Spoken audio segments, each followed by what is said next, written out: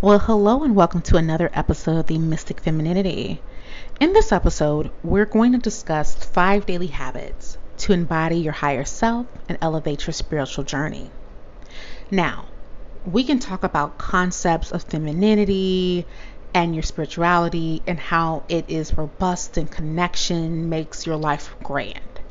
However, what you do with your day to day is how you will start to see things show up on this physical plane. In probably the last few episodes, I've mentioned in how there is both the masculine and feminine, and we need both. I think in our society right now, it is extremely popular to demonize if you are a woman and a feminine body, that there is something heinous with having any ounce of masculinity. However, in my opinion, strongly, oftentimes those that portray that sort of stereotypical rhetoric are often very much operating out of a masculine and means and how they deploy these very divisive, very confusing, and to a degree, very, very violent sort of propaganda.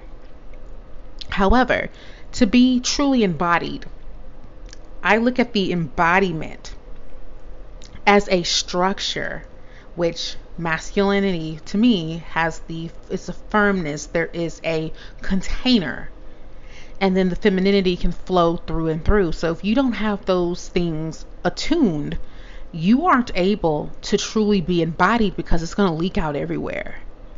And so by this particular podcast, we're going to talk about the actual development of those habits, why the focus of why to have the habits, and then how to cultivate those habits into your practical day to day.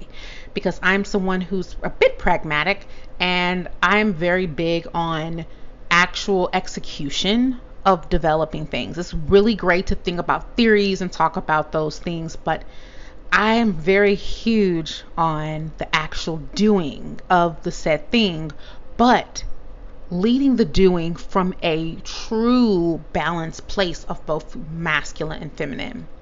So we're going to get into what it means to really be into your higher self. That is a term that's thrown around in spirituality and a lot of different communities out there, but it's not really said like really firmly, and it's a little bit elusive, but it's something that you should have a basic working concept of. We'll also get into connections between your mindset, your routines, and how those play out with your spiritual practices.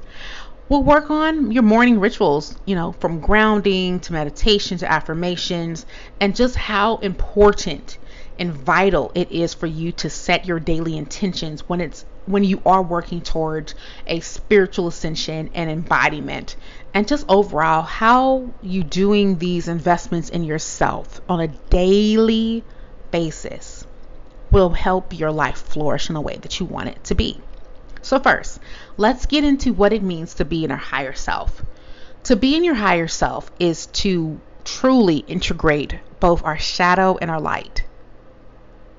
You cannot know your light without knowing your shadow. Without the presence of darkness, we don't know light. And in a lot of ways in our society, the shadow is demonized.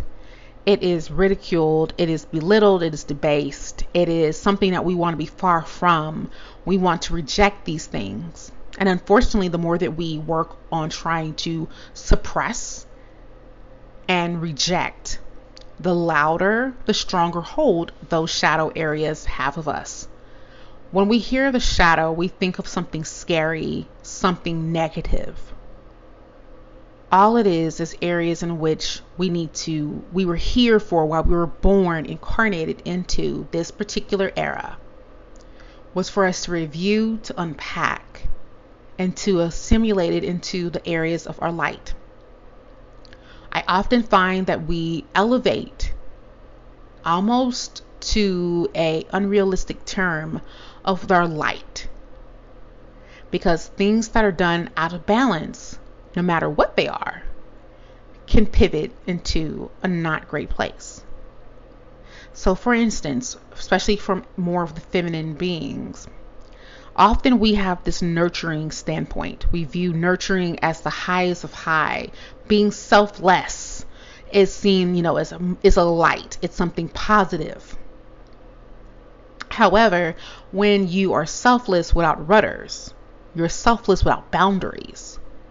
This skews into an area that is not balanced, which is not great. It is not the highest self. So being able to love fiercely without setting yourself afire is what I would consider higher self. It is truly embracing the more harder, rigid, callous pieces of ourselves and seeing the benefit of those things and seeing why sometimes these come out, and sometimes they come out in a way that is not useful. And so being able to see that, understand why those areas are coming out in this way, like why the behaviors are this way. So I'll give an example. At times, women can be very cattish. They can be very critical of other women. I boil this down to fear. And the fear of not being seen, the fear of being left out, insecurities about one's own aesthetics and optics, or why these behaviors happen. Sometimes the cattiness is nothing but a rouge covering up something that needs to actually be addressed. Because if we see ourselves as source energy, we see everyone as a reflection of the source energy. Therefore, we are seeing ourselves. Then that means we lack in nothing. There is no lack. There is no issue. But unless that is addressed, that duality that comes into play, we are then not striking the way that we should strike. And being able to have boundaries or say what is truth is a valid thing. But when those things are hijacked by things that are not of our best, that is when we have problems. I'm very firm in understanding the why the behaviors are why. Because until you can get into the why, you will not be able to mitigate that behavior. It will continue to play out.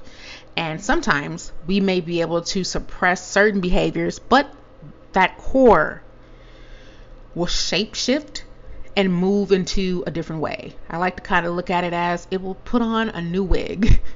It'll be the same thing, but new wig showing up in your life continuously. And until you address the core, you will not be able to flourish. So how that plays with your spirituality and your spiritual growth is by seeing everything not from a duality standpoint. So not seeing things as good or bad, right or wrong, but just seeing them as is.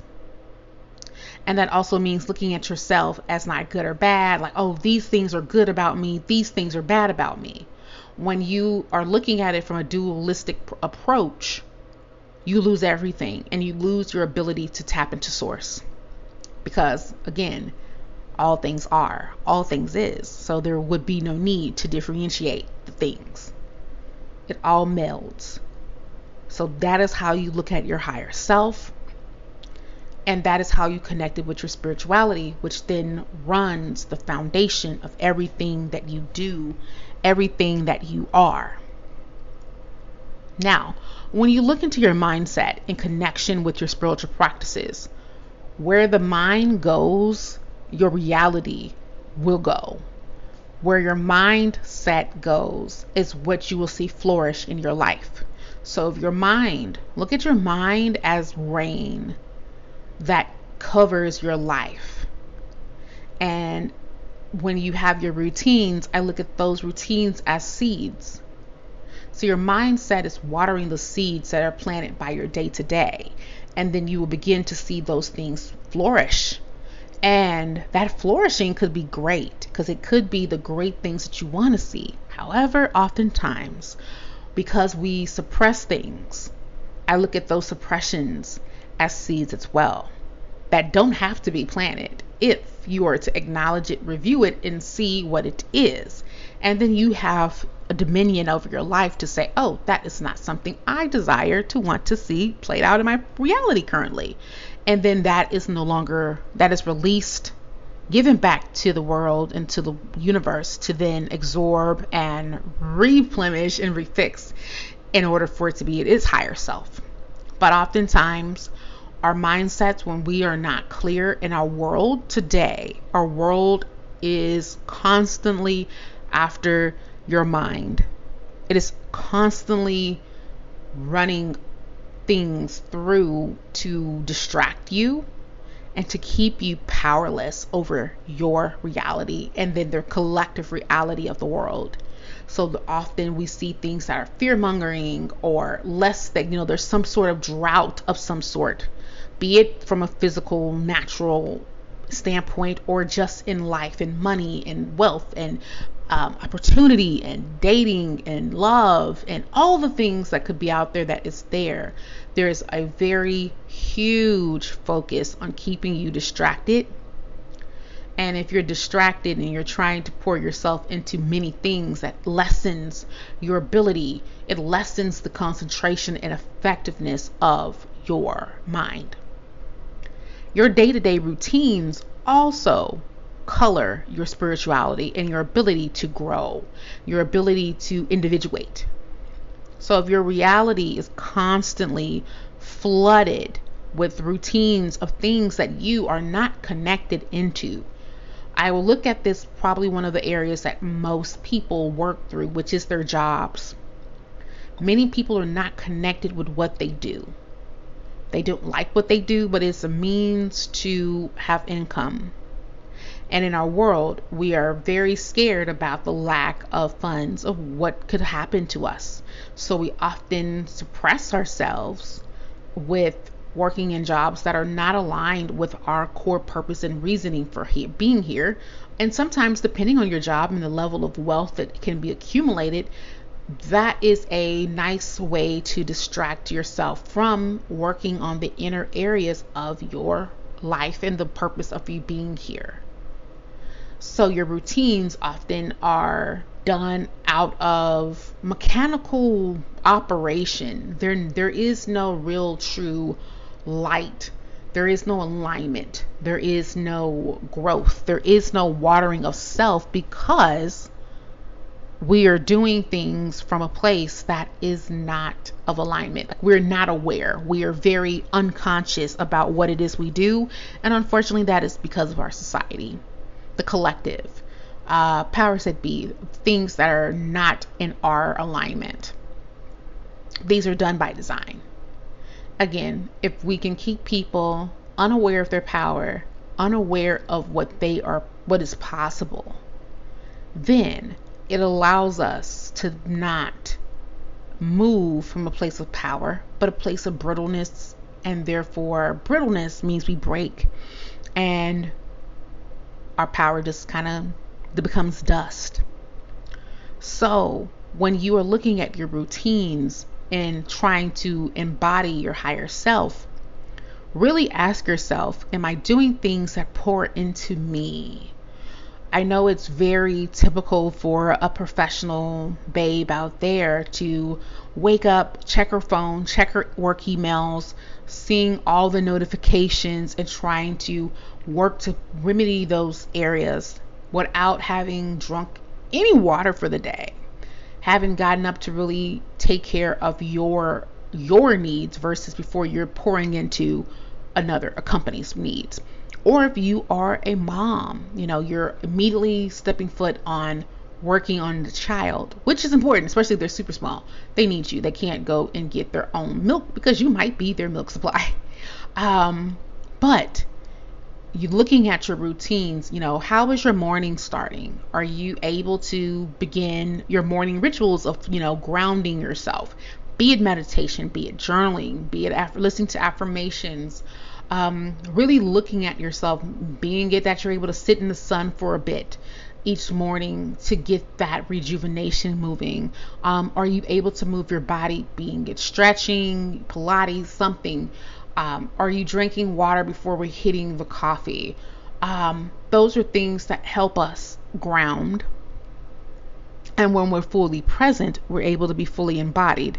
And if we're fully embodied, we're able to strike really strong and hard because we're able to be moving from an aligned empowerment. When you are not aligned, you are not connected to source.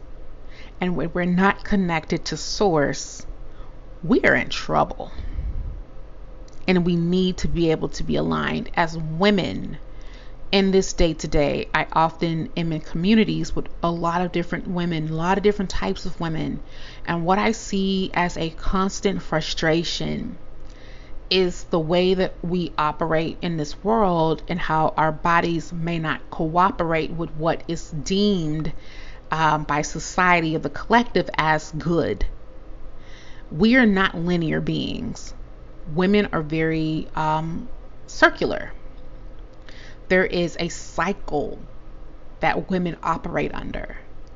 And when we do not acknowledge, hold reverence, and honor those areas of us, and we force ourselves to be linear, which is to be the same day in, day out, we disconnect ourselves. We suppress source's voice from us and our intuition, and it causes a lot of havoc that we see in a physical realm, being in our bodies. That it's just a lot of areas that are done, be it depression, being anxiety, being not able to rid ourselves of certain weight that we're wanting to, different skin ailments, different physical ailments that come about. And it, to me, often shows a tie that we are not aligned, we are not within source, and therefore we are beginning to be brittle because of the lack of nutrients that comes with our source energy. Things that you can do to make sure that you're grounded every morning is setting an intention. Like every day that you wake, you should have a intention to focus on your inner peace and your self-improvement.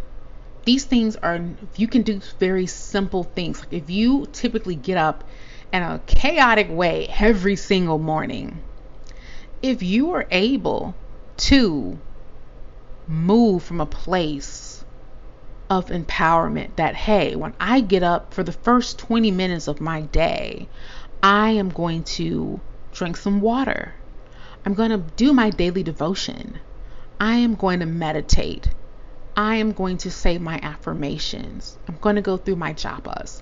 Whatever it is that you identify with, that is going to be focusing on an inner peace.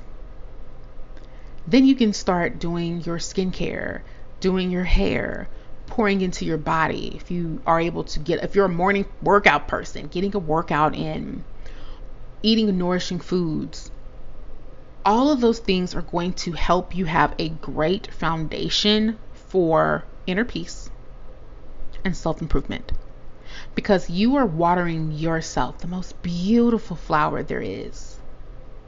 And if you're watering you, you are then able to give from an abundance. You're giving from overflow.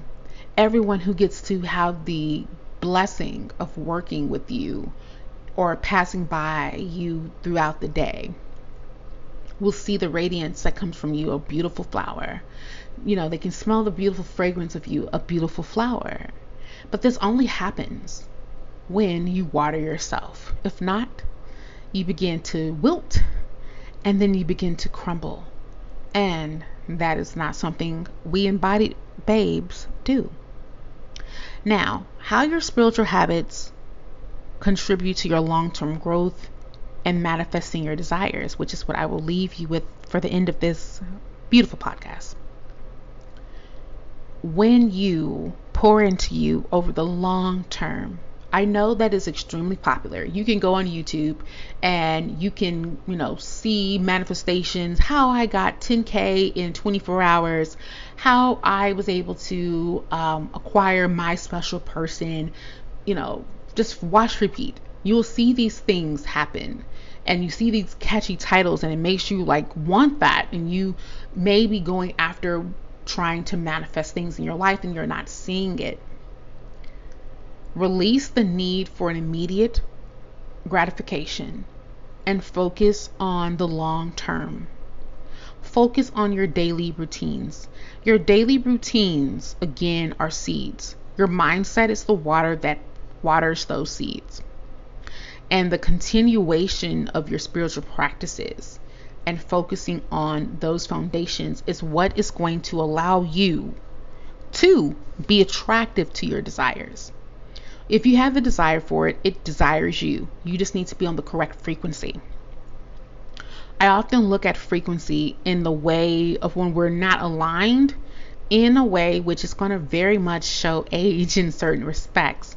There was an era in which you actually had to manually dial a radio station in. So let's say a station is 101.1. If you're on 101, you may hear certain feints, or if maybe you're at 102 point something, you may hear feints of the other station, but you will not hear it crystal clear. You will not hear it in its most vibrancy. And that's what happens when we are not in alignment, when we are not focused on our long term. Yes, you can kind of see your desires, but they will not be able to connect and you hear them and see them well unless you are clear. And so working on your long-term growth, those daily habits, because your daily habits can make you who you are. It's often what we do daily, that the sum of what we do daily is what makes us who we are.